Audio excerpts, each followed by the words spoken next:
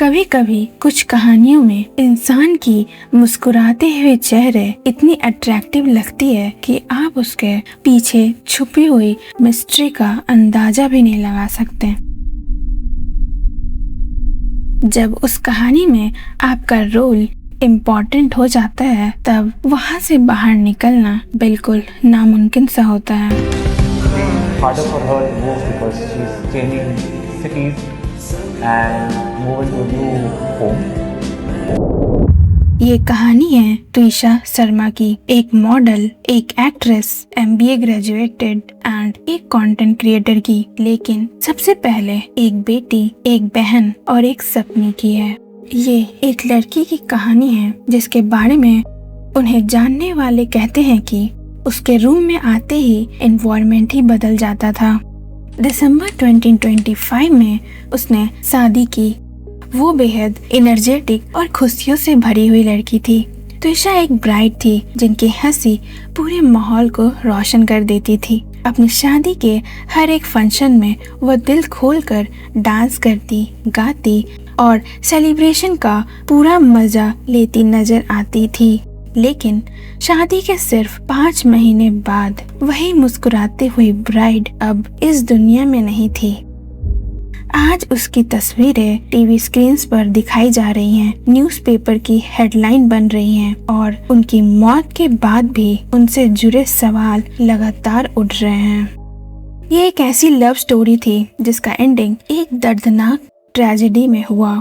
Wedding teaser के video में त्विशा बेहद खुश नजर आती हैं।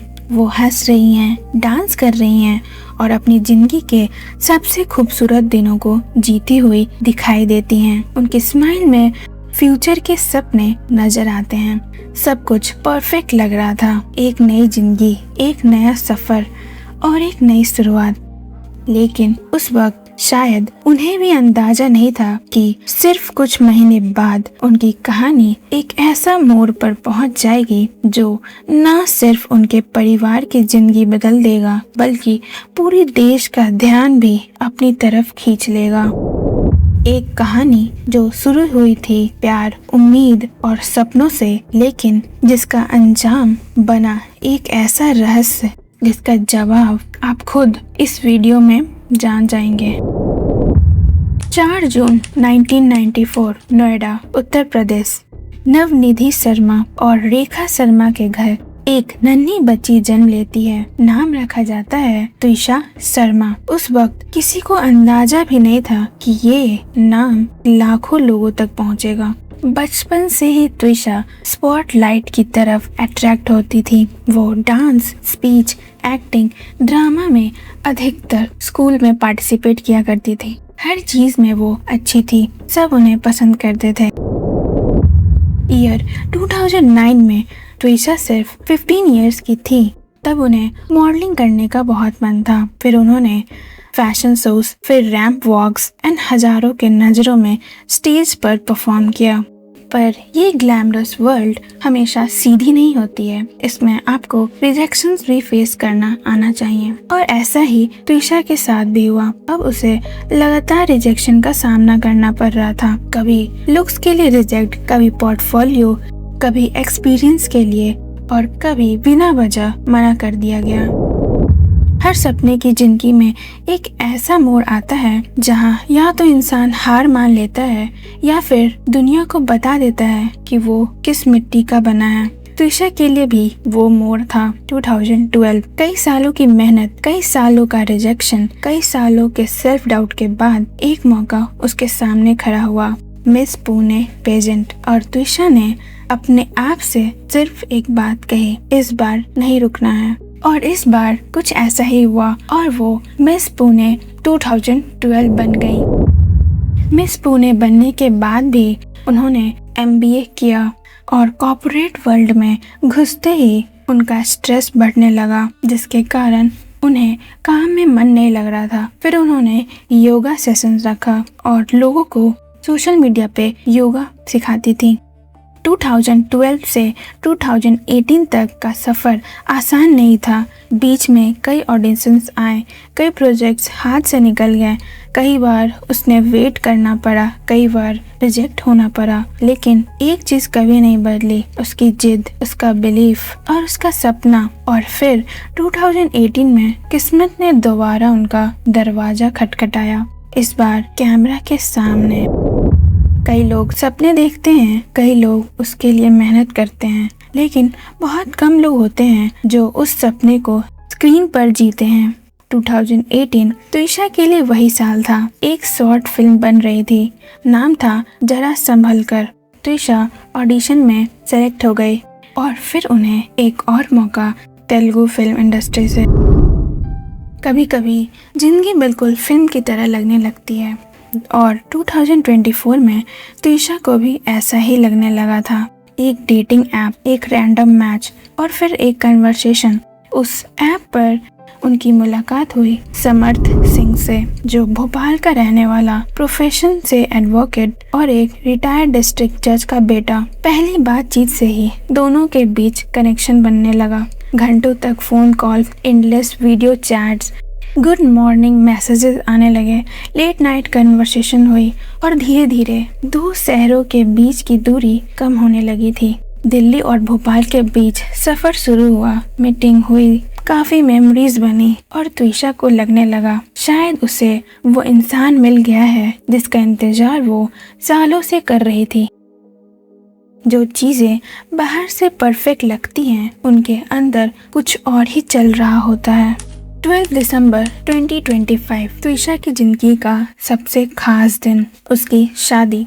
रेड लहंगा, खुशियों से भरा परिवार, दोस्त, रिश्तेदार, फूलों की खुशबू और मंडप में गूंजती मंत्रों की आवाज, सब कुछ एक सपने जैसा लग रहा था। जब त्विशा मंडप की तरफ बढ़ रही थी, उसके दिल में हजारों इमोशन थे, थोड़ी सी नर्वसनेस और बहुत सारी खुशियाँ। फिर वो पल आया जब उसने समर्थ का हाथ थामा और एक सेकंड के लिए जैसे पूरी दुनिया रुक गई। 7 फेरे, 7 वादे, 7 सपने, आंखों में आंसू, लेकिन वो आंसू दर्द के नहीं, खुशी के थे। हर तरफ मुस्कुराहट थी, हर तरफ ब्लेसिंग थी और उसी मंडप में एक वादा था 7 जन्मों का।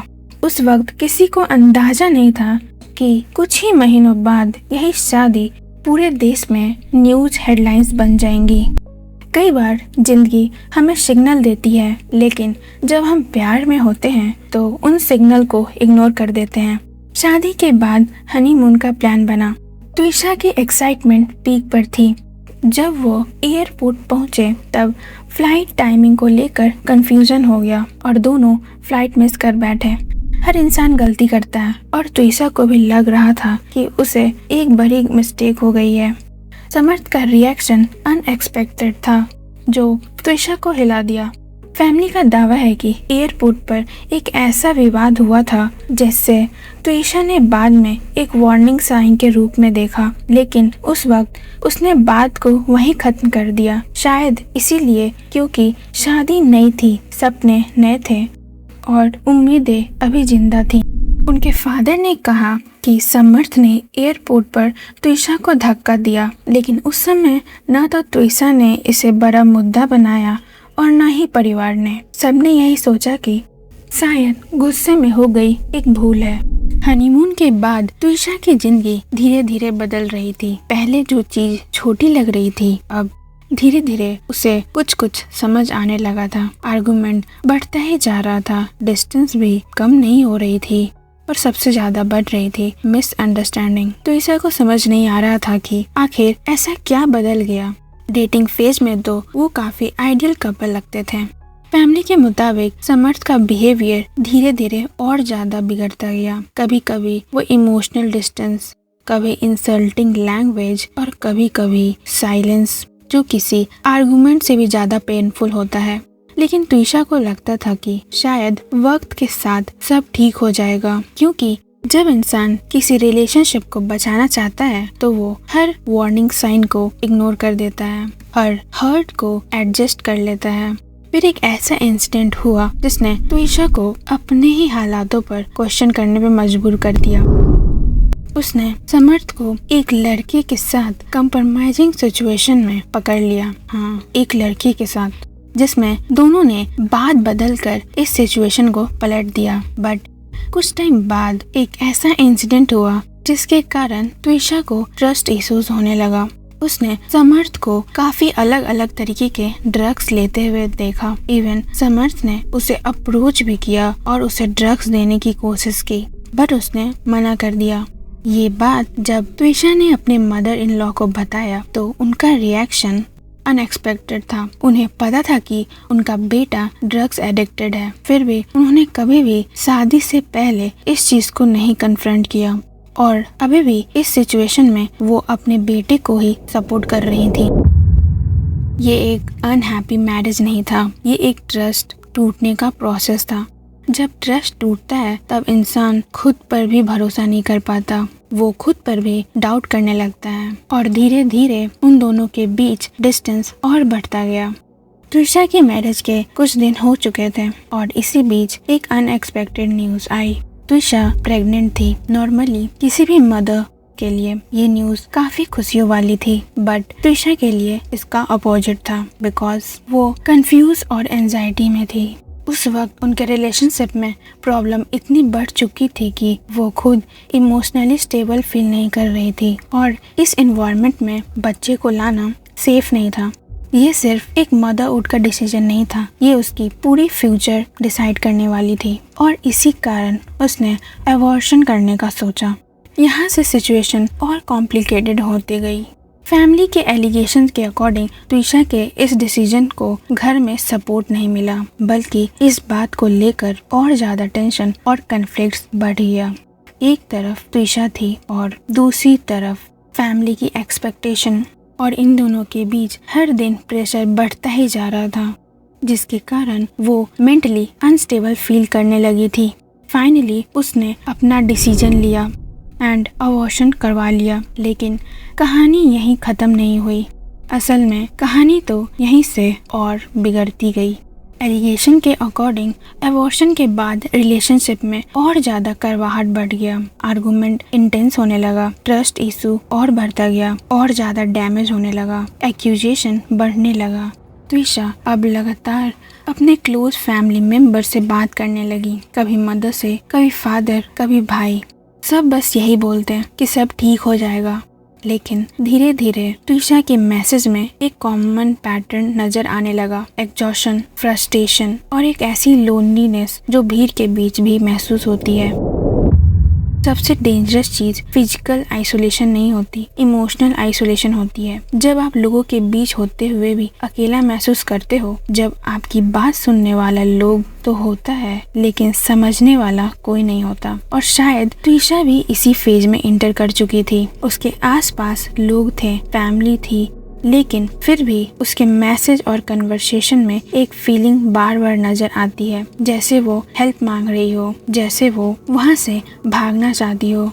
और धीरे धीरे ये कहानी फैमिली डिस्प्यूट बन गई। मनी, प्रॉपर्टी और फाइनेंशियल प्रेशर।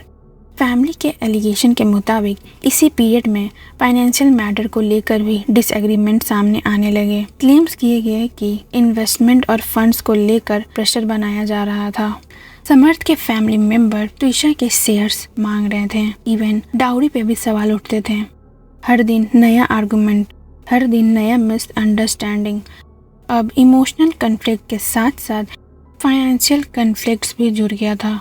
त्विशा के लगातार message, call and emotional breakdown को देखकर उसके घर वालों को लगने लगा था कि सिचुएशन नॉर्मल नहीं है, ये मार्शियल एडजस्टमेंट से बहुत आगे निकल चुकी है।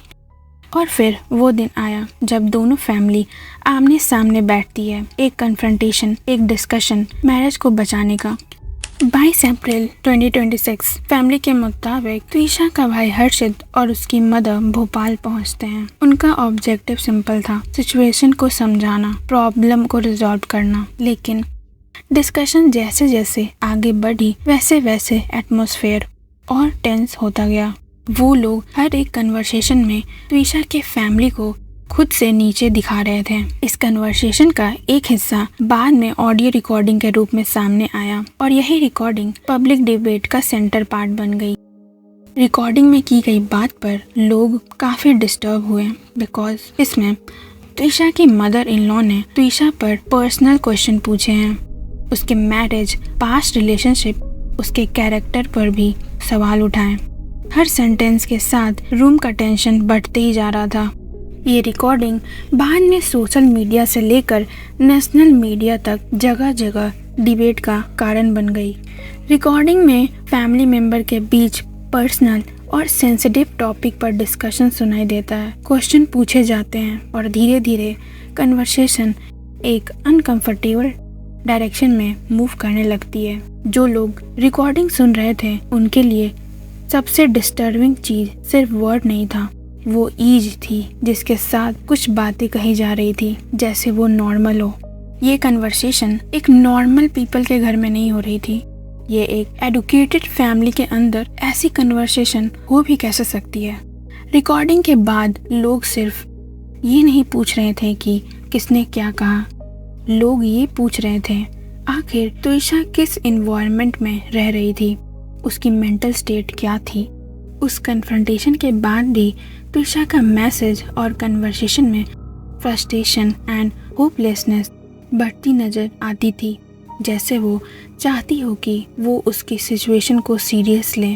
कन्फ्रंटेशन और ऑडियो रिकॉर्डिंग के कुछ ही हफ्तों बाद त्विशा का मैसेज और ज़्यादा डेस्परेट होने लगा और ज़्यादा इमोशनल होता गया। वो बार बार कहती आई एम ट्रैप्ड।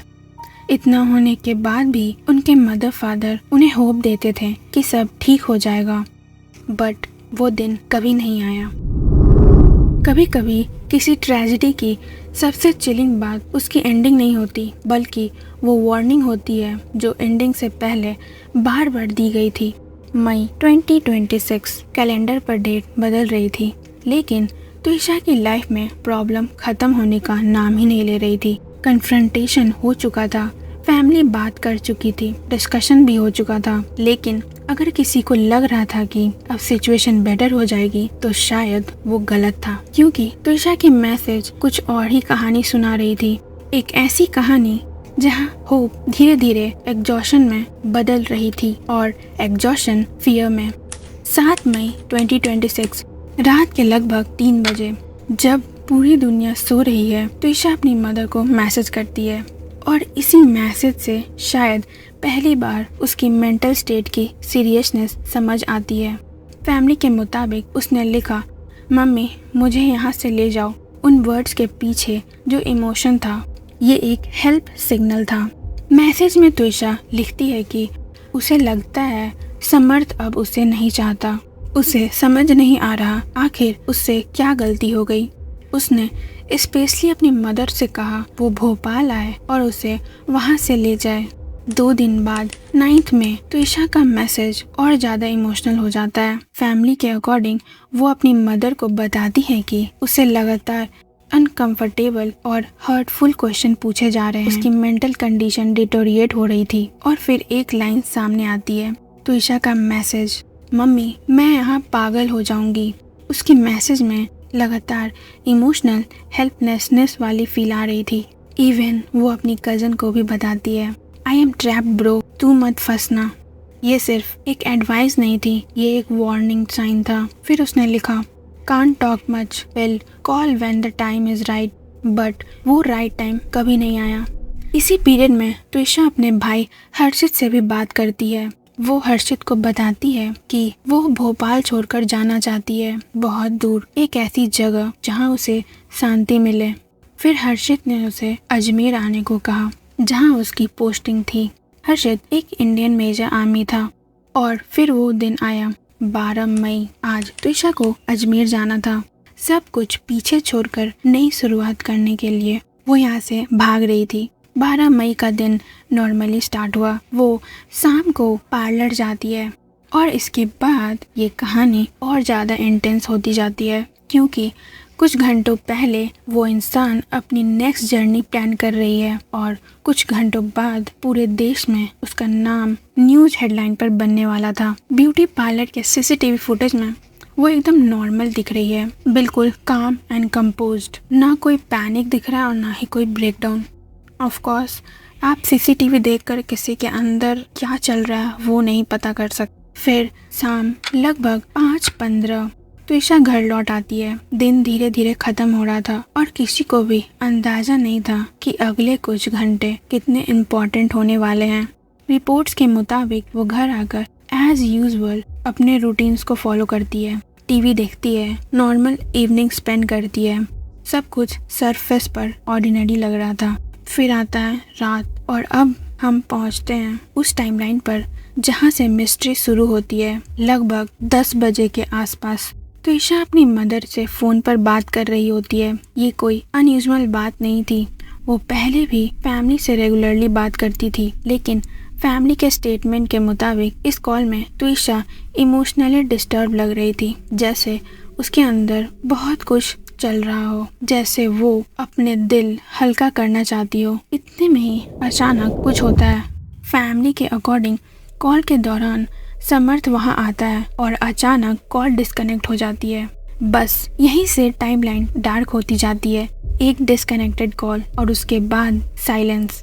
फैमिली लगातार कॉल कर रही थी, 1 बार, 2 बार, 3 बार, फिर बार बार, लेकिन रिस्पॉन्स नहीं आता। न त्विशा फोन उठाती है और न ही समर्थ और उसका फैमिली मेंबर। फिर लगभग 10:20 PM के आसपास एक फोन कॉल आता है और उस कॉल के बाद सब कुछ बदल जाता है। फैमिली को बताया जाता है कि त्विशा सांस नहीं ले पा रही है और उसकी कंडीशन बहुत सीरियस है। उसे हॉस्पिटल ले जाया जा रहा है, लेकिन शॉक अभी बाकी था, क्योंकि कुछ ही देर बाद एक और कॉल आता है और इस बार जो खबर मिलती है उसके बाद वक्त जैसे रुक जाता है। त्विशा नहीं रही। उसने डिसाइड कर लिया है जी लगाकर। एक तरफ फैमिली शॉक में थी, दूसरी तरफ क्वेश्चन शुरू हो चुका था, बहुत सारे क्वेश्चन, और उनमें से सबसे बड़ा क्वेश्चन था आखिर इन कुछ मिनटों में क्या हुआ था। एक फोन कॉल डिस्कनेक्ट होती है, फिर साइलेंस, फिर हॉस्पिटल, फिर डेथ। टाइमलाइन सिंपल लगती है, लेकिन जब इन्वेस्टिगेशन, लॉयर और फैमिली मेंबर ने इस टाइमलाइन को डिटेल में देखना शुरू किया तो उन्हें इनमें इनकंसिस्टेंस नजर आने लगी, गैप्स नजर आने लगी, और वही गैप्स बाद में इन्वेस्टिगेशन का सेंटर पार्ट बन गया। मिस्टीरियस केसेस अक्सर एविडेंस से नहीं, एविडेंस के बीच में खाली स्पेस से बनते हैं, और यहाँ भी वही हो रहा है। 13 मई 2026 सुबह हो चुकी थी, लेकिन नोएडा में त्विशा के घर पर वक्त जैसे रुक गया था। रात भर जो फैमिली फोन कॉल और अनएक्सपेक्टेड शॉकिंग न्यूज से गुजरी थी, अब वो रियलिटी का सामना करने वाली थी। त्विशा नहीं रही थी। एक बेटी, एक बहन, एक दोस्त, और सबसे बढ़कर एक इंसान जिसके फ्यूचर प्लान्स बहुत बड़े थे। एक हंसती खिलती चेहरा जो आज उनके बीच नहीं था। धीरे धीरे सवालों का लहर बढ़ता गया एंड पूरी इन्वेस्टिगेशन का भी डायरेक्शन बदल दिया। फैमिली के अकॉर्डिंग उन्हें जो इन्फॉर्मेशन मिली उनमें कई चीज़ें क्लियर नहीं थी। टाइमलाइन एग्जैक्ट क्या थी, इमरजेंसी रिस्पांस कब इनिशिएट हुआ, हॉस्पिटल कब पहुंचाया गया, और सबसे इम्पॉर्टेंट उस फाइनल मोमेंट में एग्जैक्टली हुआ क्या था। शुरुआत में फैमिली आंसर ढूंढ रही थी, लेकिन जैसे जैसे डिटेल सामने आने लगी क्वेश्चन और बढ़ते गया। किसी भी सस्पिशियस डेथ इन्वेस्टिगेशन में सबसे इम्पॉर्टेंट चीज़ होती है क्राइम सीन। हर ऑब्जेक्ट, हर मार्क, हर फिंगरप्रिंट, हर एक छोटी छोटी एविडेंस भी कंट्रोवर्सी का पार्ट बन जाती है, और इम्पॉर्टेंट था कि उस क्राइम सीन को पहले ही सील कर दिया जाए। बट वहाँ की पुलिस ने इस चीज़ पर बिल्कुल भी ध्यान नहीं दिया, जो कि हमेशा से होता आया है। ये इंडिया है, यहाँ पे ऐसा ही होता है। स्टार्टिंग में तो भोपाल पुलिस ने 3 दिन तक कोई FIR दर्ज नहीं की। त्विशा की मदर इन लॉ गिरिवाला सिंह, जो रिटायर्ड जज थी, उनका इन्फ्लुएंस काफी बड़ा था। खुद को और अपने बेटे समर्थ को बचाने के लिए पहले ही एंटीसिपेटरी बेल फाइल कर दी थी, जिसमें कोर्ट ने गिरिवाला सिंह के एज एंड कोई भी क्रिमिनल बैकग्राउंड नहीं होने के कारण बेल दे दिया गया एंड कस्टडी में नहीं लिया गया। पोस्टमार्टम डिटेल्स आई, बट इसमें उनके बॉडी पर मार्क्स को बिल्कुल क्लैरिफाई नहीं किया गया कि वो कैसे हुई, कितनी पुरानी है और कितनी रिसेंट है, किस फोर्स से लगी, ये सब बिल्कुल नहीं बताया गया, जो कि इन्वेस्टिगेशन का बहुत इम्पोर्टेंट पार्ट था। बट ये सब भी क्लियर नहीं किया गया। इवन हॉस्पिटल भी 1 आवर लेट ले गया था। त्रिशा के पेरेंट्स को बताया गया कि उन्हें 10:50 PM में हॉस्पिटल ले गया था, बट हॉस्पिटल से पता चला वो 12:05 AM में हॉस्पिटल पहुंची थी। इसी बीच एक CCTV फुटेज आया। यहाँ भी फुटेज क्लियर कट नहीं है, बस इतना दिखाया जा रहा है कि त्रिशा स्टेयर पर जा रही है, बिल्कुल काम और हेडफोन हाथ में लिए जा रही थी। और फिर इतने में ही फुटेज ख़त्म हो जाता है। टेरेस, वही लोकेशन जहाँ से आंसर मिल सकते थे, और वही लोकेशन जो कैमरा के फ्रेम से बाहर थी। तो ये सवाल आता है, क्या कोई वहाँ था? क्या पूरी फुटेज अवेलेबल है, या फिर उसके डाटा कहीं पे प्रिजर्व रखा हुआ है? ये सारे सवाल पब्लिक डिस्कशन का हिस्सा बन गई है। धीरे धीरे ये केस सोशल मीडिया पर एक्सप्लोड हो चुकी थी। Thousands of post, thousands of comments और काफ़ी सारी डिबेट स्टार्ट हो चुकी थी। और इसी बीच त्रिशा की फैमिली फिर से इन्वेस्टिगेशन करने के लिए प्रेशर दे रही थी। और इस पॉइंट पर सिर्फ ये फैमिली ट्रेजेडी नहीं था, सबसे शॉकिंग CCTV जो 14 मई को रिलीज हुई, उसमें देखा जा सकता है कि गिरीवाला सिंह बहुत ही कैजुअली स्टेयर से दूसरे रूम में जा रही है, जबकि ऊपर उनकी बहू को CPR दिया जा रहा है। उस रूम से बहुत ही कामली स्टेयर से नीचे जाते हुए दिखाई दे रही हैं, जिससे साफ पता चल रहा है कि वो कुछ छुपाने की कोशिश कर रही थी। एंड इधर उनका बेटा भी 10 दिन से गायब था। जब उन लोग की गलती थी ही नहीं, फिर वो गायब क्यों था? त्रिशा शर्मा केस अब सिर्फ फैमिली ट्रेजेडी नहीं थी, ये अब नेशनल डिस्कशन का पार्ट बन चुकी थी। टाइमलाइन काफी इनकंसिस्टेंट थे, इन्वेस्टिगेशन इनकम्प्लीट थी। सोशल मीडिया पर ये काफी तेजी से वायरल होने लगी और न्यूज चैनल पर भी ये डिबेट का कारण बन गया। और सबसे इम्पोर्टेंट, त्रिशा की फैमिली लगातार फिर से इन्वेस्टिगेशन करने के लिए डिमांड कर रही थी, बिकॉज ये नेशनल डिस्कशन का पार्ट बन चुकी थी। इसीलिए अब इस केस को CBI को हैंड ओवर करना पड़ा। एंड इसी बीच समर्थ सिंह खुद को सरेंडर भी कर देता है। CBI समर्थ सिंह एंड गिरीवाला सिंह के साथ उस घर में वापस जाकर वो क्राइम सीन रिक्रिएट करती है। एंड अभी Samarth Singh and Giriwala Singh judiciary custody में है। त्रिशा की स्टोरी का फाइनल ट्रुथ अब CBI कोर्ट रिकॉर्ड्स और फॉरेंसिक एविडेंस से डिसाइड करेगी।